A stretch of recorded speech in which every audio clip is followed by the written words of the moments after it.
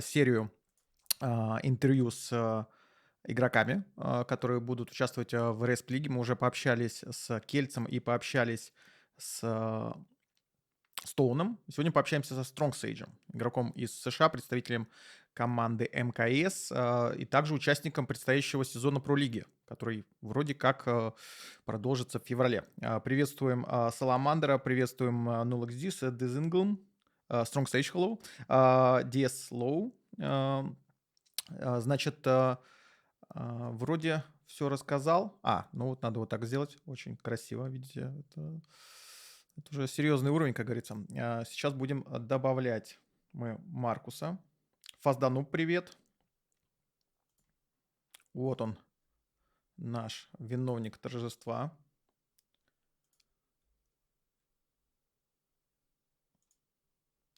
Marcus, hello, can you hear me? Yeah. Okay. Just a second, I need to check if chat can hear you good and Alright. the sound control is good. Стоун, привет. Ребят, слышно хорошо? Все ли окей? Напишите, слышно ли Стронгсейджа, и мы начнем. Интервью будет на английском языке, потом постараемся сделать перевод на YouTube, если получится. Но вопросы на русском задавайте, в конце обязательно их огласим. Окей, Маркус, hello. Hi. Good morning, right? It's early morning for you. Yeah, it's like 8 a.m. Yeah. You always wake up so early? Yeah, I always wake up early, because it's later in Europe, so I want to Oh, match that a little bit. I thought it because of your job. So it's only because you want to practice with good European players, right? Yeah, that's the main reason why. Okay, cool. First of all, I need to tell you that I watched your interview like a podcast with Avek. Great Oh, one. okay. So I'll try not to ask you the same questions, but I have to ask some basic questions just to introduce you to That's the fine. audience. Yeah, okay. So as far as I know, you never played Quake before, right? And you played Paladins before Quake Champions. Can you tell me how you started Quake Champions and why? Well, I was playing with a buddy a lot in Paladins. He's a lot older, so he was telling me about Quake Champions, and he wanted me to check it out. The game was going free to play, so once it did, I checked it out, and I immediately fell in love. And I did like a lot of TDMs at first before Duel, but like ever since. But since I started Quake, I never stopped because it's so good. Wait, so you played Paladins, and did you play like DPS character, or you played just for fun? You played esports Paladins because Paladins even they used to had like a league, pro league in Atlanta, as far as I remember. Yeah, but I never did any of that. I never did competitive before Quake. I was just playing for fun, but I was pretty good at it. All right, you remember your favorite character from Paladins? Maybe you can name one. Probably Makoa. If you guys don't know, it's kind of like Roadhog in Overwatch, where it's kind of the same thing. Yeah. All right. So you told us that you fell in love with Quake Champions immediately. Why? Can you like explain what was the hook? Honestly, everything. Like I think the thing that stands out the most is the movement style of strafe jumping and all the other champion movements. I think that's the biggest thing. I absolutely loved it, and I mean it wasn't too difficult for me to learn how to do it. The weapons are also really fun to use. I love the railgun; it's my favorite. And the item control, I also love that. So basically everything about the game, I like immediately loved it. And I'd been looking for a game like that, honestly. I'd never heard of Quake before, but I knew like that was the game I wanted to play. Nice.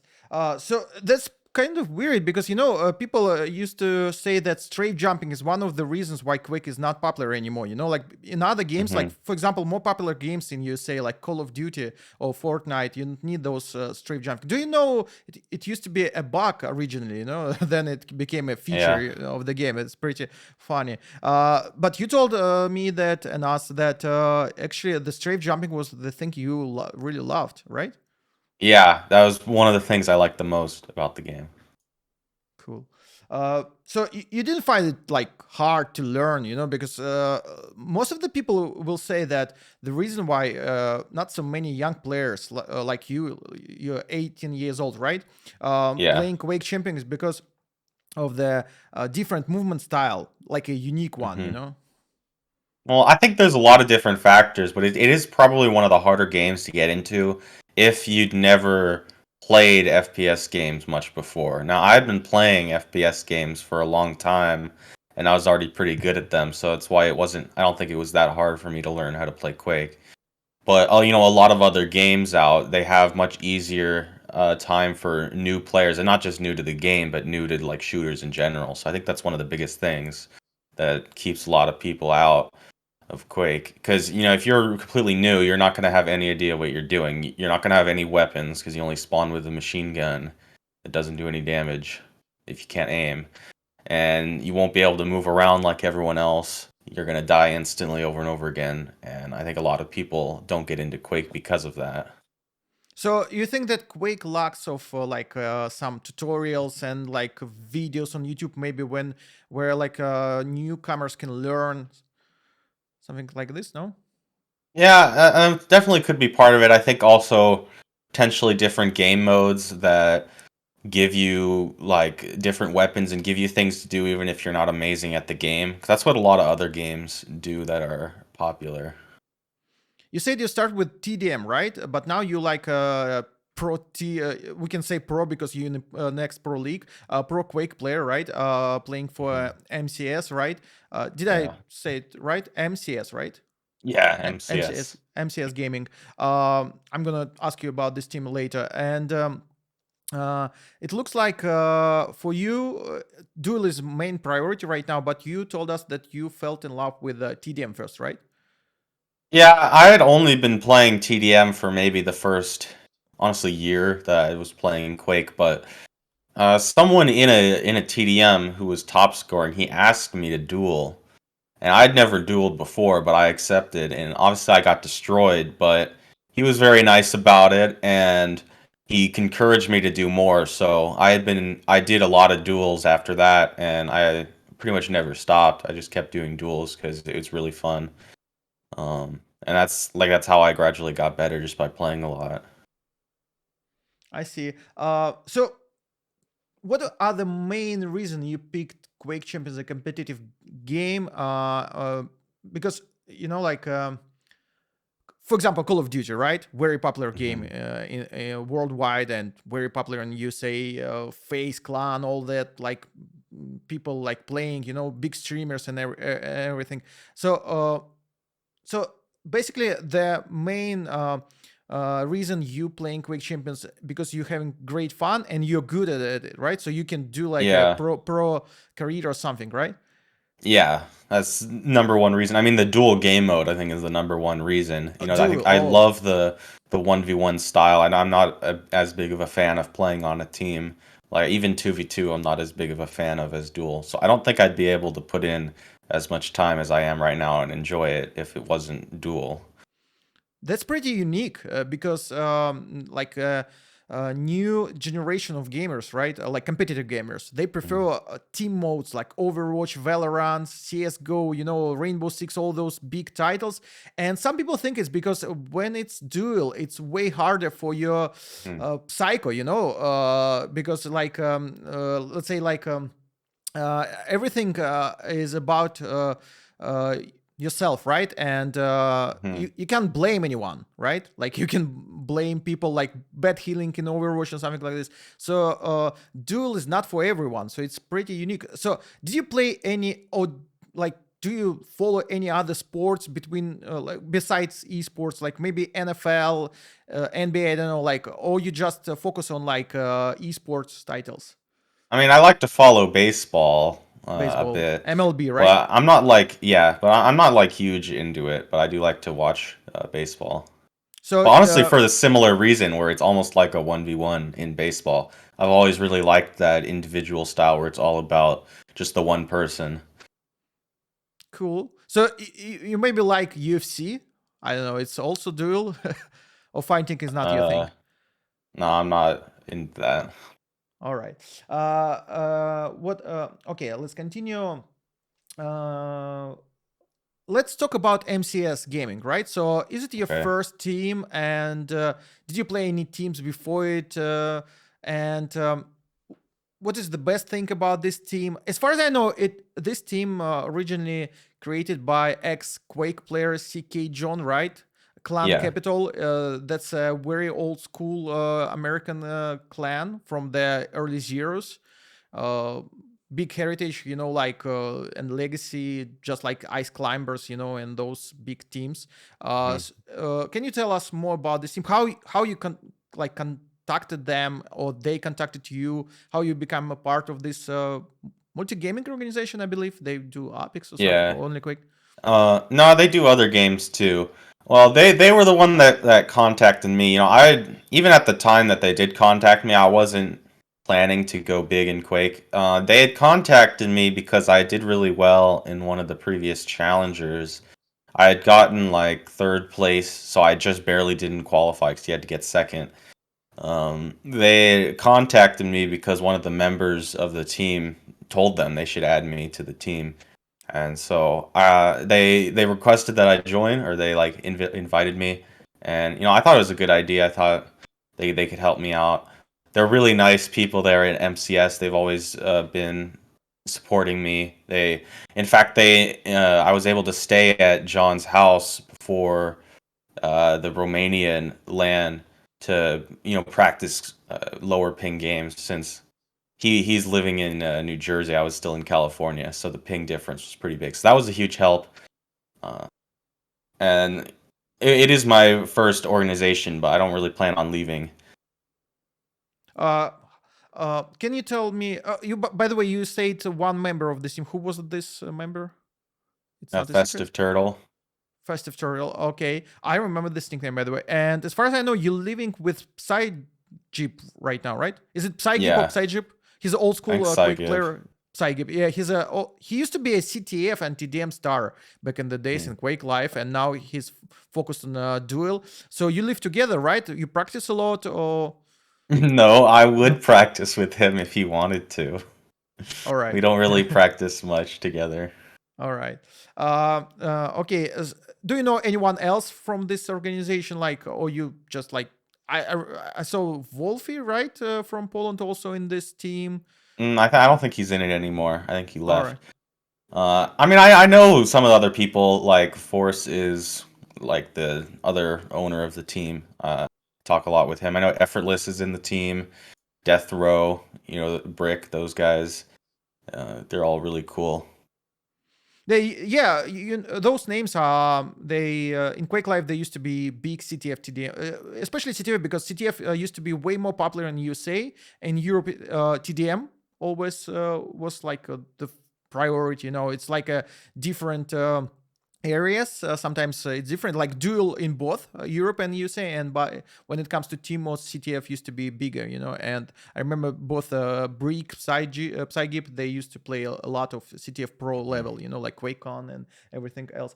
How do they support you? Like I can see your jersey, right? And like I believe Yeah. that maybe they give you devices. Do you have like a salary or something? How, like, can you describe more? Because I think it's very important for young players who want to start a career in Quake. They can see you and you're doing great. You're in Pro League. You're 18 years old. You just like started Quake like 4 years ago or 5 years ago, right? And now you're like in a pro Mhm. scene, and maybe it will be really motivational. Well, I'm not exactly allowed to tell you like a lot of the things they do give to Yeah, me, but they do give me understandable. money. That helps out a lot. And like I said, they allowed me to stay with John to get lower ping to Europe. But yeah, I'm not allowed to like tell you a lot of things It's that okay, they but do give to me. do they like pay, for example, if you need to go somewhere like for a LAN event, like for example, you've been to Europe in Bucharest, right, Mhm. in Romania, so they like fully support you, not just like like devices and jerseys. Yeah, they'd help pay for me. That's great. That's great. All right. What one thing you wish you would have known better before you started Quake Champions pro career, like esports? Mhm. Maybe one thing that now you realized, like way better, you know?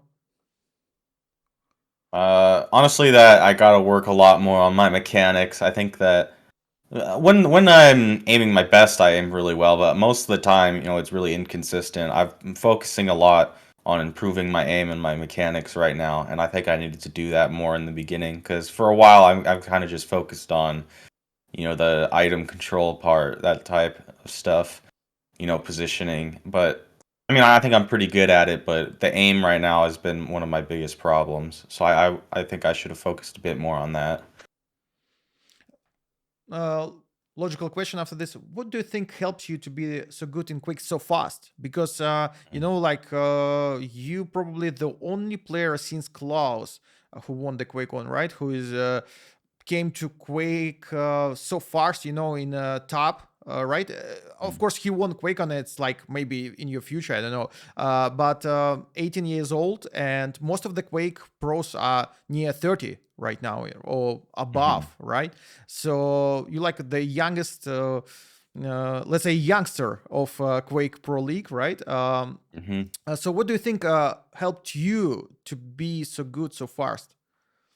Well, it isn't as fast as it looks because I only became like a name somewhat recently. I've been playing Duel and Quake Champions for a while, but I think that's just what it is. You got to be playing consistently with a good schedule for a long time, and you'll get. I mean, I think most people could get good if they did that. It would been several years that I'd been dueling like every day, and that's just how it works for me. And the more I play, the better I get.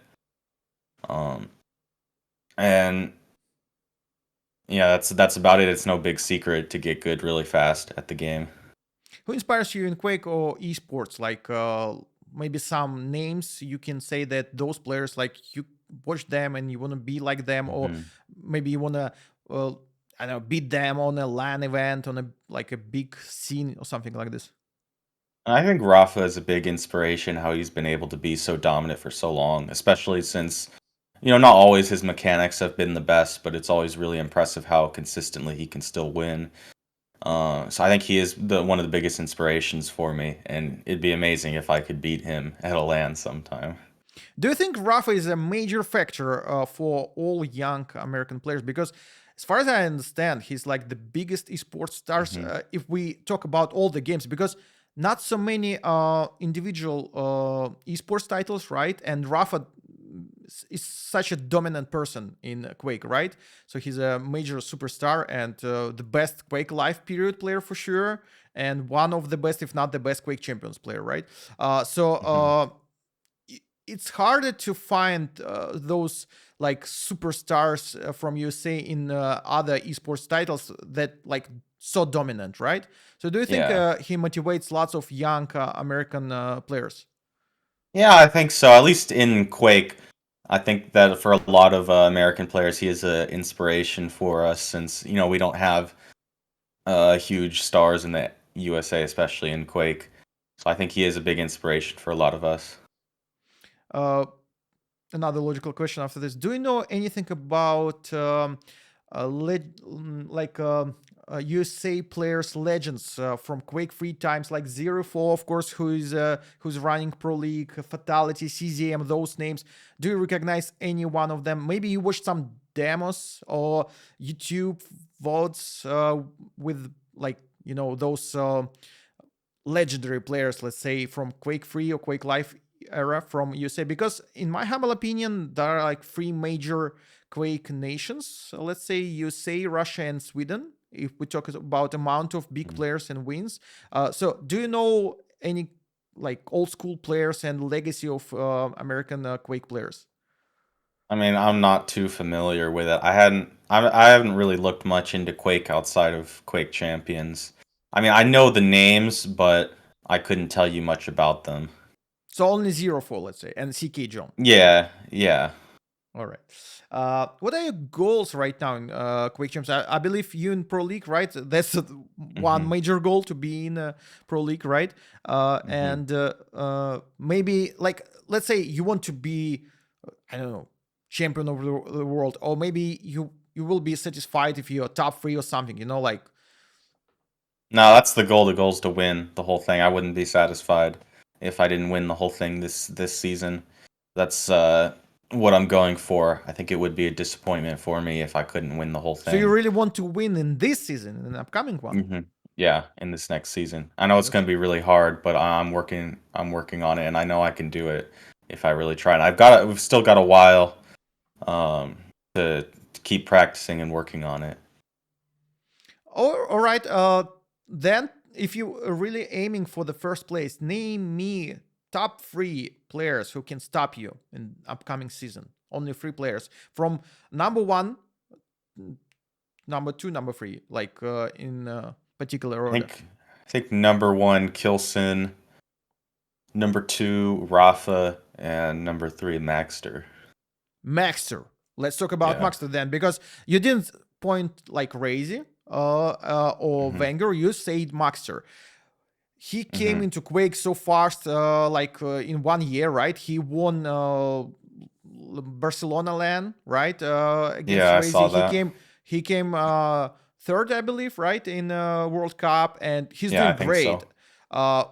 What is so special about him? Because we can say that he's kind of a new player like you. Maybe he's playing from QUAKE lifetimes. It's okay. I mean, like for the pro scene, he's kind of a fresh player. Like you, Maxter, Kels, all those names are pretty new for the whole QUAKE community. So tell me your thoughts about Maxter and why he's so good and how he's able to beat Rafa 3-0, for example, on the LAN.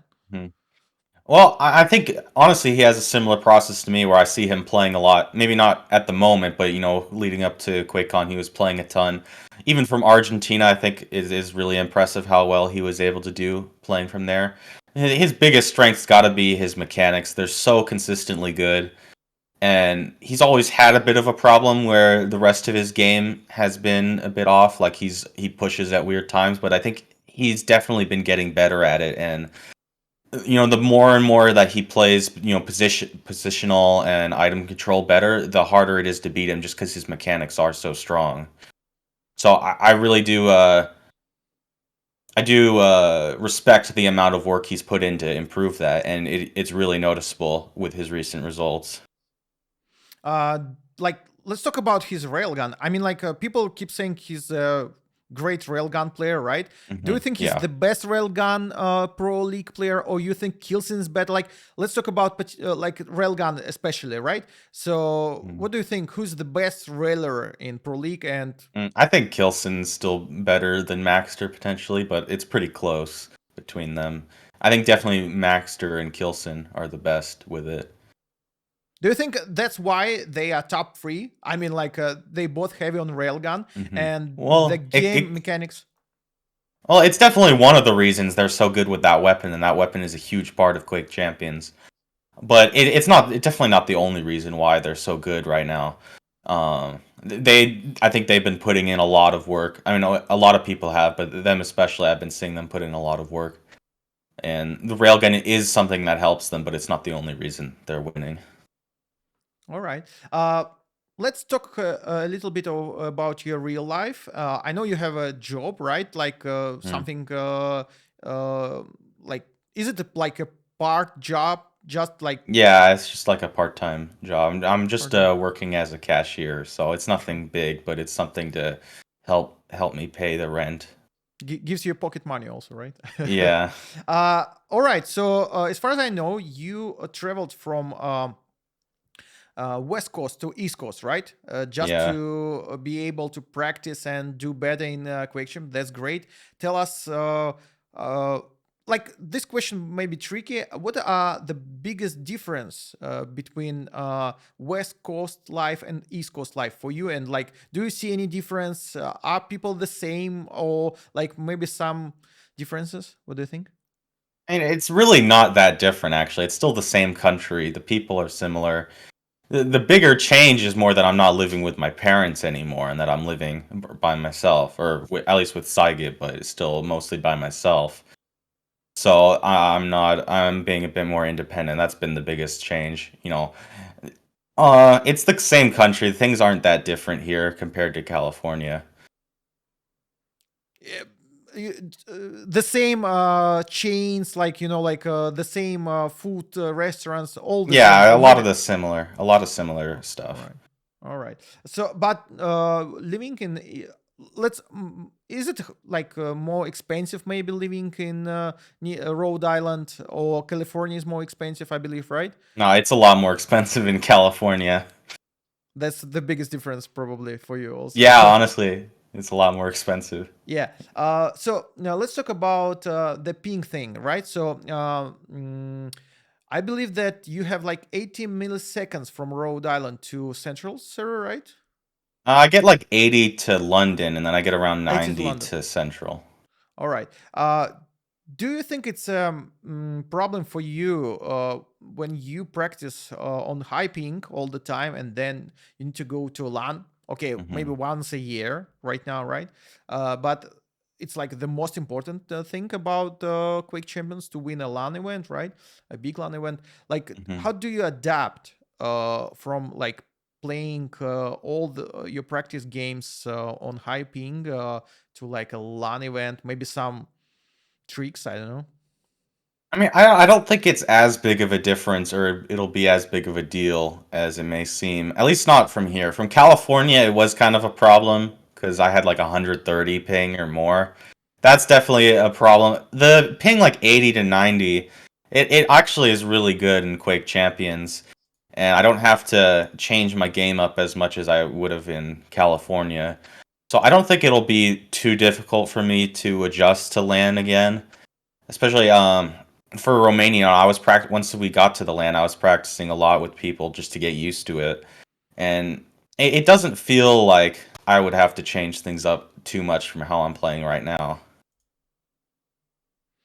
I see. Nice. So you think it's kind of a myth, right? So because people keep saying that blah blah blah, ping ping, only internet. Like they used to say it about Maxer, right? And he came to Hmm. Elan and he was like so impressive, right? So you think it's more like a thing that people they keep saying this just because they are, I don't know, like annoyed because they, like, for example, you keep beating them or something. So it's like Well, a lie. it's not a myth that the game's definitely different. But I think at a certain point, like when you get to where the ping where I'm at, like 80 to 90, the game is the same enough that I don't think it's something that you should be making excuses about. The main difference is that because I'm playing at this ping all the time, I know in my head and I can feel like how long I'm going to be visible, for example, if I turn a corner. So if I walk around a corner, I know like how long they can still see me, and so it's not a surprise to me if the enemy can rail me, even though it looks like on my screen I'm around the corner.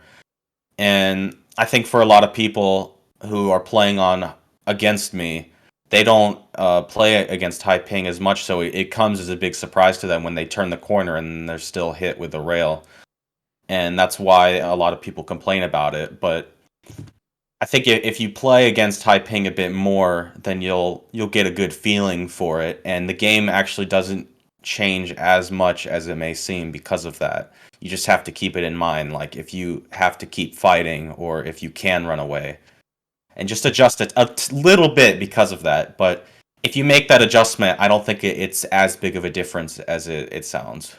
You know, Kron, a player from Ukraine, used to Hmm. say that he enjoys playing on high ping when it comes to railing. Do you feel the same? Like, so the net code of Quake Champions can probably, for some players, I don't know, like rail heavy players, be even more, I don't know, like cool. I don't know, because Kron used to say this a lot, that he enjoys playing, especially railing on a high ping. Do you feel it can be a thing, or it's just weird?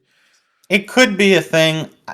The rail felt honestly the most similar out of all the weapons on land compared to online. So I honestly don't think it's that big as much as LG. LG for me is the biggest difference between online and LAN, because LG, so much of it online is about peeker's advantage and who's moving forward, who's moving backwards, because the distances, they look different for each player's screen on LG, where with rail it doesn't matter because you see them, you hit them. It doesn't matter the distance. So I don't think that Railgun makes as big of a difference online compared to LAN as LG does. I see. How do you prepare for Quick Champions tournaments? You playing those Istoti weekly tournaments, and you Hmm. won maybe 2 or 3 already? How many? Yeah, I won 2 of them Two recently. of them, right? Recently. And who are your main practice partners? Like, do you have a perfect practice Mm. partner? I tell you what I want to know. Back in the days, some top tier players, they used to play only against 1 or 2 players, like all the Mm. time. Now maybe times changed, and top players play against each other. I'm not sure, but for example, Avik, he never streams, and like who are his practice partners, not everyone knows, right? Some people Mm. hiding their practice games, some people do this on stream and everything. As far as I know, you played a lot against Base. Yeah, Base he's told been us. the main guy I've been practicing against. Okay, did you learn anything from him? Like maybe, and can you describe his style, like, or something like? His style, a lot of people say he's defensive, and it is true that when he wants to play defensive, he's very strong at it. He's very good at it. His mechanics are extremely good, but the way he's been playing recently, I wouldn't call him like a big defensive player. I think he's trying to go more of a positional style where he's getting to items quickly and doing maximum damage. And then if he needs to run away, he will, and he'll be very strong at it. But for the most part, I wouldn't actually call him a big defensive player at the moment. And who is the big defensive player in Pro League? What do you think? Who can be described? Let's talk about pro players. Who can be Honestly, described? Kilson maybe would be I'd consider the most defensive-minded player. What is defensive player in Quake for you? Mhm. Because I think not so defense. many. Mhm. I would consider it if you're trying to take less of an active role around the items and trying to play a much slower game. So that's what Kilson does a lot, where he'll be very quiet. It's also what Sirius does a lot. They'll be very quiet. They'll be in one position, and as soon as you appear, they're gonna start attacking you. And so it's kind of the opposite of Rafa. I would say Rafa is a very aggressive player because he'll make himself known to you. He'll go onto the items. He'll be in a clear position. He'll be a strong position, but you'll know where he is, and then he'll try to fight you for the items. Or I would say someone like Kilson or Sirius, they'll still play for the items, but they'll do it a bit more passively, where they'll be quiet. They'll be in a corner, or they'll be in a good position behind a wall, and then if they know you're coming somewhere, then they'll strike, and they'll prevent you from infiltrating, or they'll rail you from across the map or something. Do you That's what I think would that? consider more Yeah, defensive. that's great. Do you think that the reason why you pick Rafa as aggressive player is because he's relying on rocket a lot, rocket launcher a lot? And when we talk about Sirius and Kilson, they both are rail heavy players. And do you think Mm. they just keep the distance, and sometimes they prefer distance over the control of the items, just to Yeah, be? I think that both Kilson and like Sirius, for example, they do prefer going for damage over just having like good position on the items. And for quick champions, it is a very effective way to play. Rafa, I mean, he uses rockets a lot because he's trying to shoot you at positions where you try to fight him. And he's very good at rocket timing, and that's one of the reasons why he's able to play so aggressive and get away with it, or succeed with it. Get away with it's the wrong term, I think, because Rafa's he knows what he's doing when he's pushing very aggressively to good positions. Yeah, it's a great point because I do agree with you. And Kilson, he's playing Quake since 2004, so he's Hmm. in as, as old as Avek. Like they both are very old school Quake pro players, and they used to play on a high tier level all this time, right?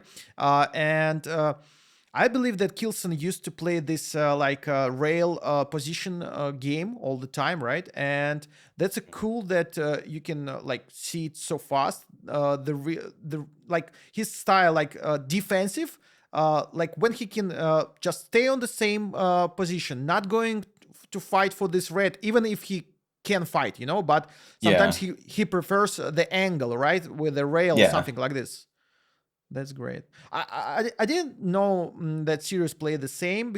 I used to think that he's relying more on LG because he's a great tracking. Well, yeah, he'll do LG a lot too. I mean, it's not exclusive to just using the railgun. Yeah, but I'd of say course. it's more of a play style where they're going for damage more so than just taking a position on the item.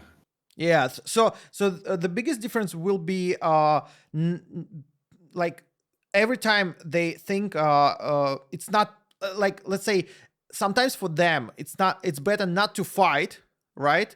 And even if they feel like they have a better stack, right? But if they lose the position, they can like lose that close combat fight with rockets or something like this. Because I used to be a pro player myself, and I used to play the same role as Kilson, like railgun heavy. And I remember that every time I like when it's time to fight for Mega Red, I prefer just to stay on the like long distance because I rely on a railgun. So, and I believe that Kilson is the best railgun player of all time in Quake. Maybe if we talk about Duel for sure, and if we talk about TDM, maybe Toxic used to be one of the best too, the Swedish player. So maybe he's doing it like in a perfect way, you know, with giving your opponent items sometimes, but not giving a frag. Yeah, exactly. I think that is the way they play, and he's very, very good at it. That's why he's been able to, he won the last LAN tournament, or the QPL LAN, because he is so strong with that style. I think the main thing is he tries not to give up a strong position if he has it, and he's not going to let you escape or get to a good position by holding those angles. So if you're going to try, he knows where you are. Maybe you don't even know where he is. He's going to be standing there. He's not going to let you escape, and that's how he likes to play, and he's very, very good at it. I believe for him it's very important to make first frag, right? Because he needs this frag to start playing defensive, right? So I believe that every time you're playing kills on a high tier level, a key to win him just to make a first frag, right? Something like this, because you have to push him to play not that defensive, right? Because he won that, like, I remember that Avokin game when he played Nyx, right? Perfect defense, right? And that's why Nyx is a perfect champion for him, right? Because of his playing style. Yeah, the play style does mean that if you're in the lead, it's a lot stronger than if you're behind, even by one frag. I've been able to beat Kilson before, but it's always been that I have to get the lead and force him a bit out of his comfort zone. And if you can, start taking the lead and taking those positions that he wants and kind of doing the same thing he does to you, then that's how you have to end up. That's how you end up being able to beat him. Great. Good luck. I hope you can beat him in this next season in Pro League. I hope so. Very good. It's gonna be tough. Analytics. Let's talk about champions. Who are the best champions for you? I saw you playing Clutch, you playing Scale Bearer, you playing everything. I don't know, like name me the best champion right now in the game, and name me maybe a top 3 champions you love playing. And so the best champion in the game. I mean, that's a tough question because it depends a lot on the map. I think at the moment maybe Strog, like overall, if we're taking into account every single map, Strog maybe I would say is the best, but it's not always going to be true that he's going to be the best for every map, And there's a lot of really good champions right now. I was playing Clutch a lot. I've been trying to move away from it, not because I don't think he's strong. I think Clutch is very strong, but I wanted to put more time into focusing on the other champions because Clutch plays a lot differently from them. I think my top 3 champions would be, say, like Scale Bearer. Maybe I'd put Strog and put Clutch as top 3. That's interesting. And by the way, do you think being able to play Clutch on a pro level gives you, and for example, Razy, a huge advantage? Because I do think it's a huge advantage. I don't understand completely why a lot of people don't want to be playing Clutch. I think if you do have the option, it is a huge advantage in the drafting process. And base recently I saw him, he was playing Clutch a lot, and he was getting very good at it, and I was forced to ban Clutch against him in one of the Astadi tournaments because I didn't want to deal with it, especially on Awoken. Clutch is really, honestly broken on Awoken. Okay, you think Clutch is broken? Okay. What about those everyone keeps saying that Stroke is the best champion right now, right? How do you feel about those thin champions? Let's say it's meta right now, right? Anarchy, Slash, Ranger, those like middle, small. What makes them so good right now, and why champions like? What will you change for Sorlock, for example, to like make it playable again on a pro level or something? Or you think it's still good? I mean, Solag, every champion can be playable, but there's definitely a clear divide between what champions are like good and what champions are kind of bad. I would say Solag's pretty bad. I think the difference is, well, first of all, one of the biggest problem with Solag is still the hitbox. You know, same with Keel. I think the hitbox is such a big downside for them. And you have to look at Scalebearer and Clutch, how they're able to get away with it. They have such broken movement and abilities to even make it worth playing them because of their hitbox. And problem with Sorlag, she's honestly pretty slow. I mean, she can get fast if you're moving at top speed, but from a standstill, like, you can't do anything with Sorlag. You can start strafe jumping, it's like any other champion. And then combine that with the ability, which isn't even that good on Sorlag. I mean, the spit, you can get some value out of it, but compare that to like a Scalebearer Bull Rush. There's no comparison. The spit, you're going to do what, 20 damage if they have a health bubble? Scalebearer's Bull Rush can do 100 damage plus give you an easy follow-up. So I think for Sorlag, the main thing would be I would even reduce the hitbox more than they did recently. That might be enough. But if you look at a lot of the meta champions, they all have decent hitbox, at least, and they have very strong abilities, and they have good movement.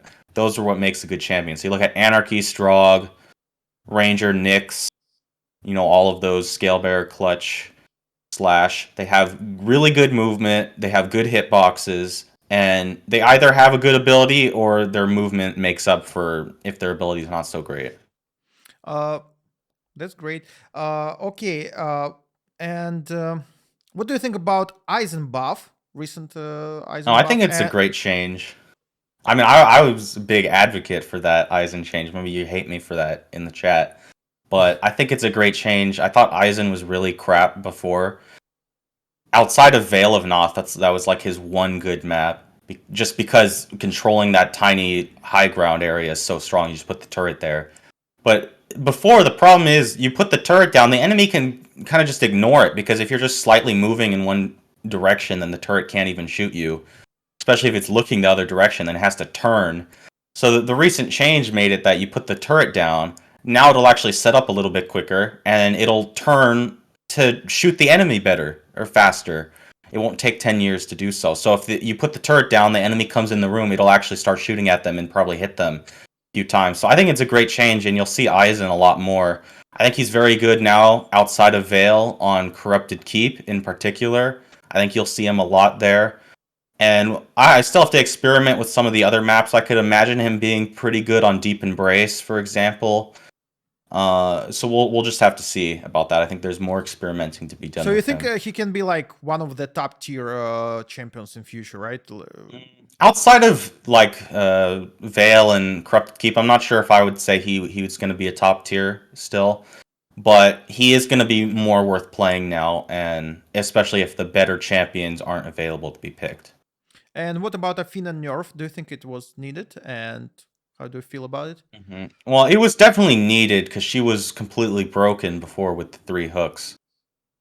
I'm not so sure if she's strong enough now because she feels pretty weak having 2 hooks in the stack. I think the main problem, honestly, is that they nerfed Athena, but they didn't nerf some of the other champions that were really strong, like Strog, like Anarchy, So I would go more towards nerfing those champions to bring them more in line with the others.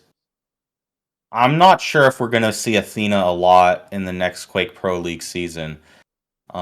She's not terrible, but it's kind of a risk to play her now because her movement's not amazing anymore, and she still has the low stack without much to compensate anymore. And what about new map? Crucible, right? New map. Did you play it? Do you like it? Do you feel like it can be a new big map for like Pro League or something? I think it has some problems. It's not terrible. I do enjoy playing on it sometimes, but I think it has some problems with the layout. It's kind of small, not like small like a map like Deep Embrace is small, but small like the rooms. They're so tiny, and you keep bumping into walls or you bump into the ceiling. I think that if the rooms were just expanded a little bit, it would help a lot. Especially if you look at the hallways around where like the shotgun is. That all of those rooms are so small, and then they also have escape points. Like you can fall from the shotgun to where the heavy is, and then you also have a portal there. I think running away could be really annoying in that area. Also, the sound is a bit weird, mainly because the floors are directly on top of each other. So if you're on one floor at the bottom and then the opponent's running, you're not going to know which floor they're on because the sound in QC isn't very good vertically. I'm not even sure if there is a big distinction vertically with the sound. However, the map can be fun. I think it can be fun around some of the areas where the fights happen. And it's not a terrible map by any means, but I do think it has some problems, and I'm not sure if it's going to be a big hit with a lot of people, even when the FPS issues are fixed. And what do you think the best map right now for Duel and Best. Quake Champions? I think a lot of people say Awoken, and I agree with them. I think Awoken is honestly the perfect map. It's made so well. I think that it's the perfect size. It has so many fun movement tricks with a lot of different champions. The spawns are very fun to play around from both sides, I think. Just trying to get spawn kills and also working to not get spawn killed is very fun. And the items are like in the perfect spots where fights happen around them at all distances, and you try to take back control. You take T, and then you try to fight towards the heavy and try to prevent them from getting the mega. I think it's just perfect in that way. The other map that I really enjoyed was Exile. Now, unfortunately, that's not gonna, or it's not played anymore, really. But I thought Exile, if you ignore the issues with the collision, which is a big if, but it was fixed recently, so you don't really have to worry about it anymore. But if you ignore the issues it had with the collision, I thought the map was really well made, really well designed. The spawns were fun for both players, I think, and it was great trying to play both in and out of control because there's the light armors are in good spots. You know, you have one hidden where the railgun is, where you can try to trap them there. I mean, I haven't been playing Exile much for obvious reasons, so I honestly don't remember it as much anymore. But I really enjoyed playing on it when it was in the pool. So I think those are Uh, my two favorite. you said Awoken does have a like the best item Yeah, position. I think so. Some people I heard some people think that Rail and LG can be changed. Do you think it's a good idea or it's like something bad? You know, like On Awoken, yeah. no, I think that's a bad idea. I think just keep Awoken the same. You know, if it isn't broke, don't fix it. So you think that I think I heard from base. I'm not sure. I just so the idea behind this that it's hard sometimes to take railgun if you're not in control or something like I. Hmm. You, Yeah, but isn't you, that part you, of the point? The point is that the railgun is sure it's a decent position. It's not terrible, but T is a lot stronger. So and all the other weapons that you want are on the other side, I guess, other than shotgun. You can get rocket, you can get LG, you can get tribal, you can get heavy machine gun, you can get nail gun. And then if you're at T and they're just camping rail the whole time, what's stopping you from just getting the mega? And now you're probably going to be even stacked with the opponent, and you can try to flush them out then from the railgun room. So I don't think it's a problem. I would keep it the same. okay. Uh, it's pretty clear about best maps. Worst maps. What Worst maps you map. don't like and like they not belong in Pro League in Hmm. your humble opinion, or I like think I think the worst map by far is Blood Run. Map is yeah. terrible. You just run away the whole game. That's why people like it. That's why people like it. They like to pick Nyx, and they like to just run away the whole game and annoy their opponent. I think it's a terrible map, and it should never be in Quake Pro League. Yeah, I mean, it used to be like a major map in Quake 3, Yeah. Quake Live, right?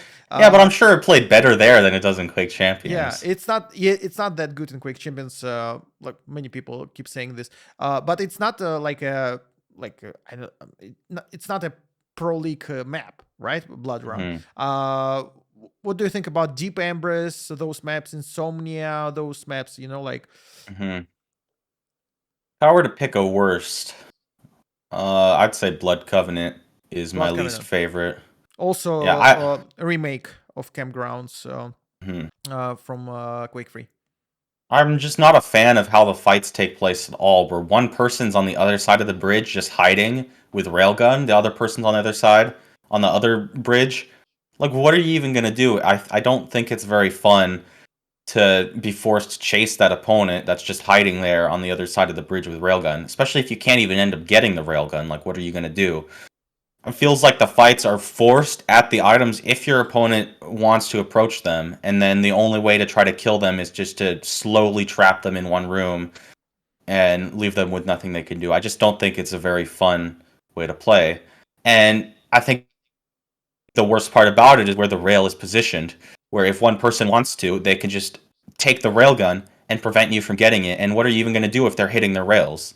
It feels like if the opponent's hitting your rails, then you can't even get to the railgun. There's literally nothing you can do about it. So I think Blood Covenant's a terrible map. Blood Also, Covenant. Maybe also you one don't other like thing. Blood, right? Because Blood Run and Blood Covenant. No, I No, like I'm joking. Insomnia has blood. I thought Insomnia was all right.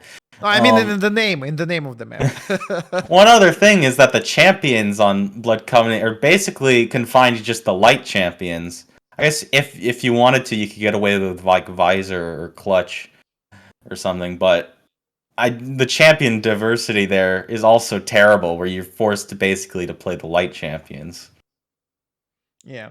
So it's hard to play Scale Barrels Clutch on this map, right? Yeah. And those Yeah, are your I mean, favorite. Clutch could be played. I think Clutch could be played, but it's still like nowhere near as good, I think, as the light champions are on that map. Scale Bear are terrible on Blood Covenant, though. I can see you like deep inside of like knowing what champions good for what map. So let's play like a quiz. I name you a map and you tell me the best champion for this map. Let's do All it. right. All right. Let's start with Blood Covenant. Blood Covenant. Well, I'm gonna keep in mind the recent nerfs because I probably would have said Athena before, Yes, but now yes. I'll probably say Slash. Slash. All right. Insomnia. Ooh, that's a tough one. Say Scale Bear. Whale.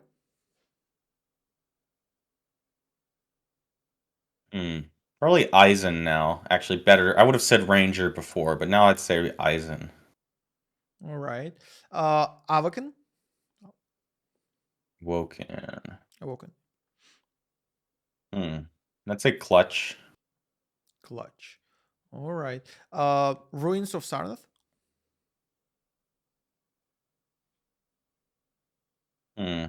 That one might be tough to call a best champion overall. Like, I'd say Slash and Anarchy are pretty close on that map. Corrupted Keep. Keep. Probably Anarchy. Anarchy. Molten Falls. Scale Bear. Scale Bear. 2 times Scale Bear. Exile. I haven't really played Exile in a while, so I couldn't really tell you about that one. All right. Blood Run. You say the worst map, but maybe Probably Nyx. Probably Nyx is the best. Yeah. What else? What else? What we forgot? Deep Embers. Deep Embers. Slash. Slash. Yeah. All right. Maybe something. But just because I say those could be the best doesn't mean they're gonna win always. It doesn't mean it's easy. It doesn't mean it's gonna be easy to play them. Because I would say if you're picking Slash on Deep Embrace against a lot of different champions, it's gonna be pretty hard. But I do think at the highest potential, Slash is the best. Yeah, so it's kind of interesting that you named the scale bearer 2 times, right? Hmm. Maybe because you are so good at this champion, right? Because it's Hmm. not so popular, right? And it used to be pretty popular before for a while, right? But now, like, times changed and like not so many players speak it, right? Uh, what is so good about him, and like how to be good with this champion scale bearer? Because it's kind of a way different style because Hmm. of no strafe jumping and everything. Well, it also depends if we're talking about online or LAN, because on LAN, Scalebearer is a lot worse.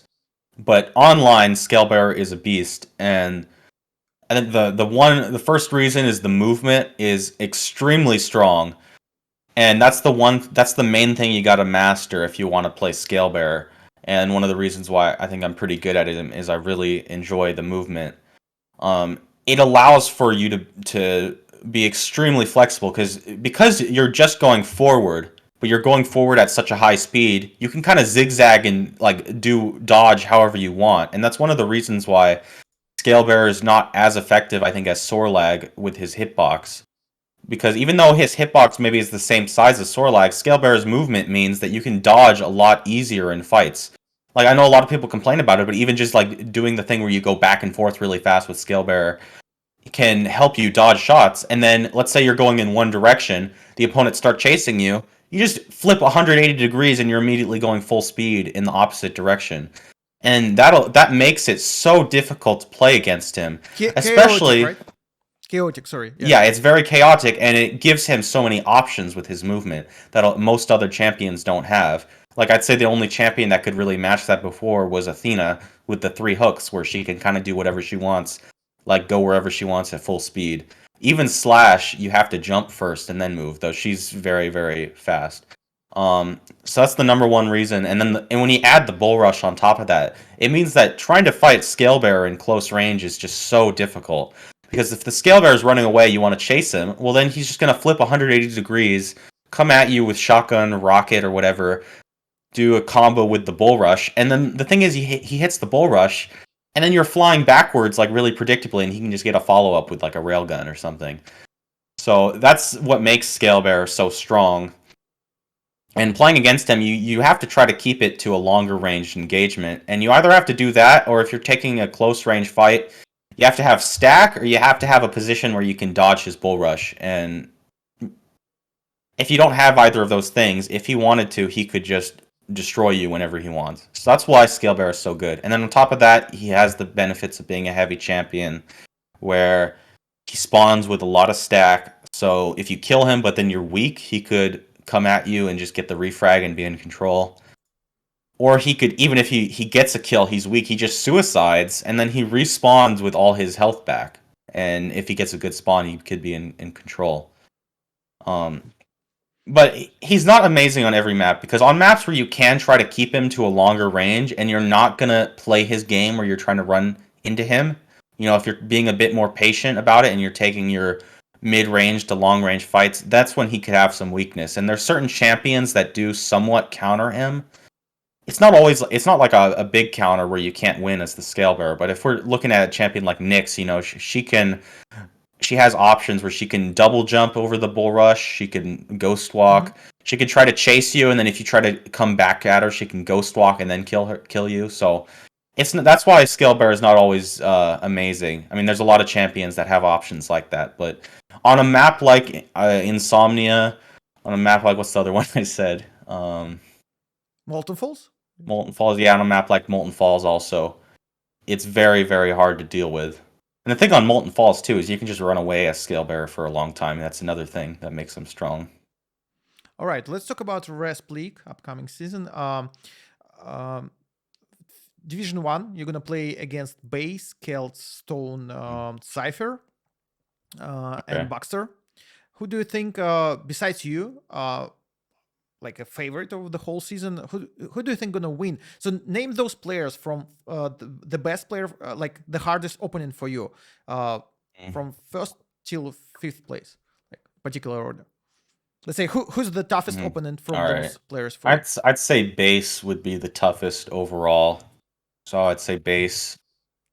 Then probably Celts if he's playing his best. If Celts is playing his best, then he might even be better than Base. So I'd say Celts. Then I'd say Buckster. He's always very consistently good, and I have some trouble with his playstyle sometimes if I'm not playing my best. And I do think that everyone in the league has a chance to win. I'd say Buckster next, then probably Cypher, and then Stone. No offense to Stone, I think he's a good player, but I think I'm not as scared to play against him as the others. Yeah, that's pretty interesting. Since we already talked to Kelts and Stone, right? And Kelts actually thinks Cypher gonna win. So he puts Cypher. So different opinions, right? And he like you think Base is the toughest opponent for you, of course, and like you aiming to win because you even aiming to win a pro league, or right? Yeah, of course, I'm aiming to win. Yeah. So maybe you played more against Base and Kelts if compared to Cypher, or you played a lot against Cypher too. I hadn't really played much against Cypher because he doesn't want to play against me. Well, in my experience, Cypher absolutely hates playing on higher ping. And so I don't even know if he's trying fully when he plays against me. So that's one of the reasons why I'm not too scared of him. I also think if Cypher's off, then he's not playing very well. And I mean, we never know, because maybe I know he's putting in a lot of work, and he has been getting better recently. So if he does show up to RESPLIGA and plays his best, he could win the whole thing for sure. But in my experience, he hates playing against me, and I don't even know if he's taking me seriously when he plays against me, and it's like an easy win for me sometimes. Yeah, I think for Cypher sometimes it's hard to like play against new players, like because he also like kills in an Avak playing since their early zeros, right? And he won 4 QUAKE, right? So he's a tier 1 player, like a legend, and sometimes he really underestimate new players. Maybe it's the reason, I don't know. Let's talk a little bit about your real life again. Like, what kind of music you like? Do you listen to the music? I listen to country music. I mean, I'm not a big music guy, but I like to listen to country music.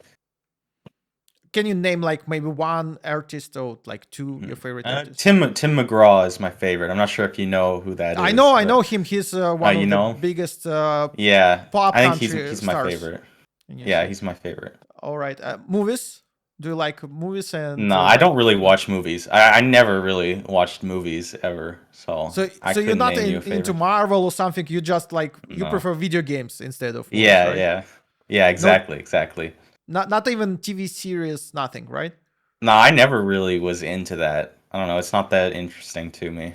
Okay, so you prefer like competitive gaming, right? Yeah. It's your like a hobby and fun, and now it's your like profession, let's say, like because you're in the pro league, right?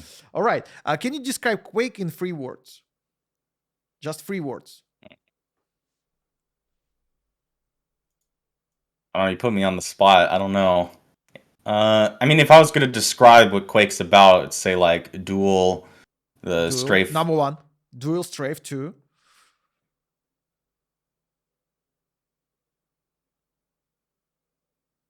Maybe aim. I don't know. Duel, strafe, aim. Perfect. It can be a slogan for a game, duel. I think those are like aim. things what QUAKE's about. At least for me. For other people, maybe it's different. Or at least the duel part. Some people say hard, hard. Like a word. Can be. Okay. Let me see if any questions from the chat. Ребят, заканчиваем интервью. Если есть вопросы, задавайте. Я постараюсь интересные задать, но вот вопрос Бейза все-таки не буду задавать. У нас такой как бы контент более friendly, как говорится. Хотя я понимаю, что тут без негатива, как говорится. Violence, speed, momentum, like Dr. Disrespect said, Контеш. Так. I'm just talking to the chat about any questions, if they have some questions.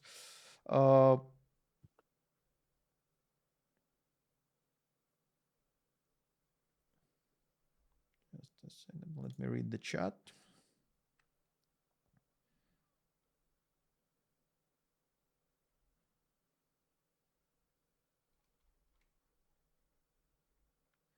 Okay.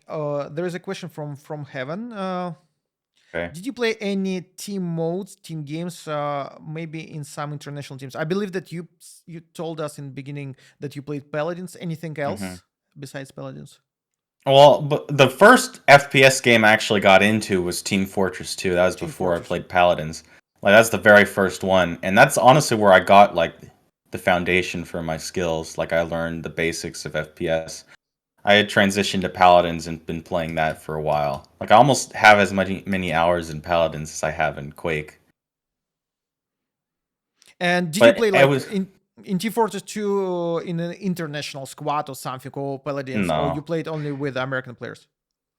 not only with American players. I mean, from California, it's pretty unusual to be playing with players from other countries because you're so Yeah, far from all the because of the others. ping. Yeah. Yeah.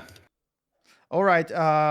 Some people say thank you so much for the interview, and it's they like it. Okay, a question, very interesting question: Intel or AMD? Pick one. AMD.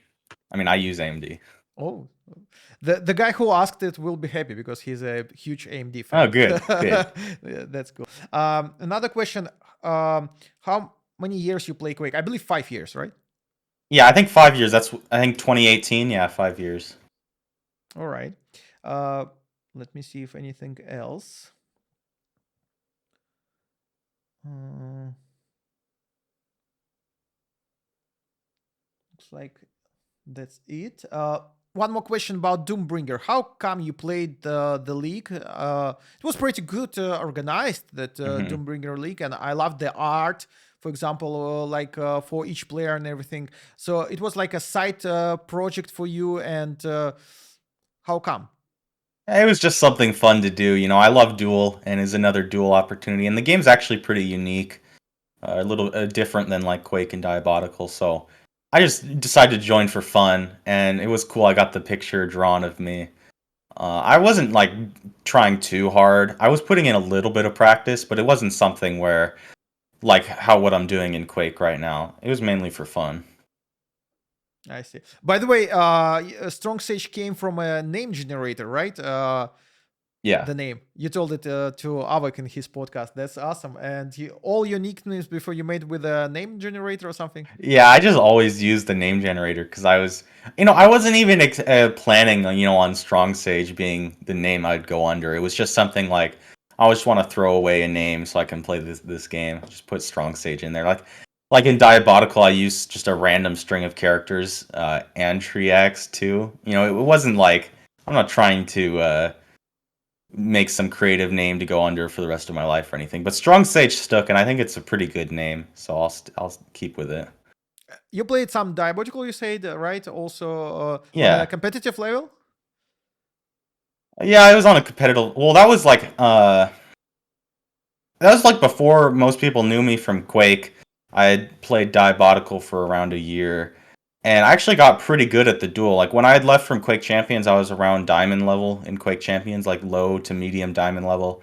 In Diabolical, in duel, I got to the very top of the leaderboard, like Grandmaster, top 100, top 50.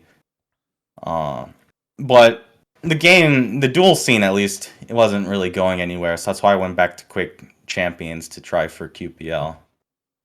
Uh, a question from a chat. Did you hear anything about Quake Free Champions game? Wait, say that again? Quake Free Champions. Quake 3 Champions. Like a Quick uh, three like cha- the Oh, Quake Free with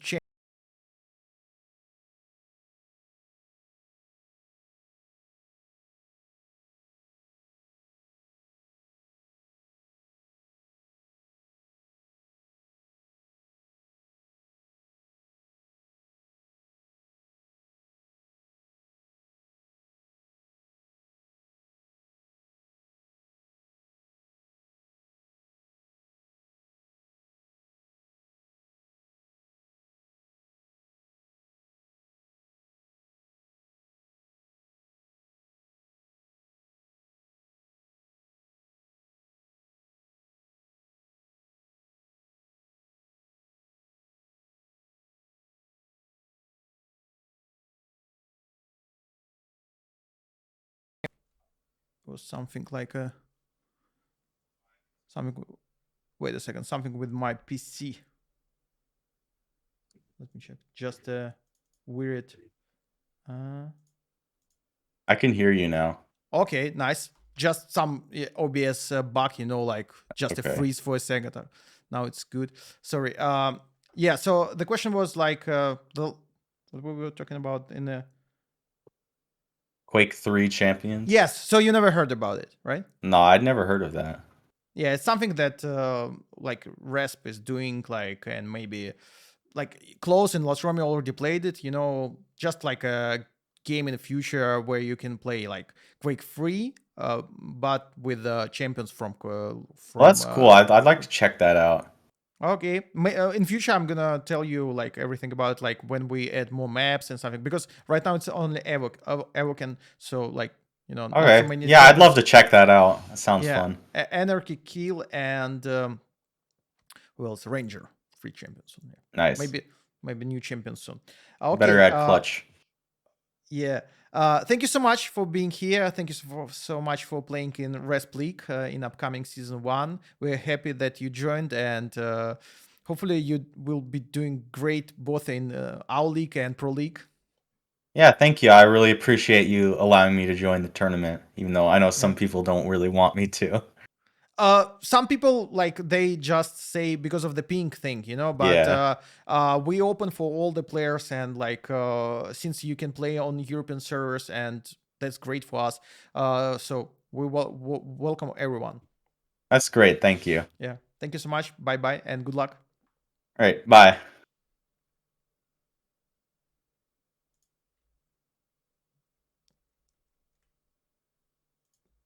Так, ну что,